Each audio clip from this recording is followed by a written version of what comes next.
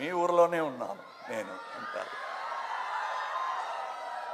అది నాకు ఈ ఊరు కాదని చెప్పకుండా సరేనండి వస్తానని అబద్ధం చెప్పి వెళ్ళేవాడు.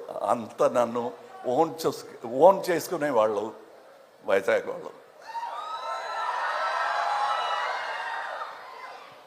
21 వయస్సు, మొదటిసారిగా బ్యాంక్ చెక్లో సంతకాలు పెట్టే వయసు.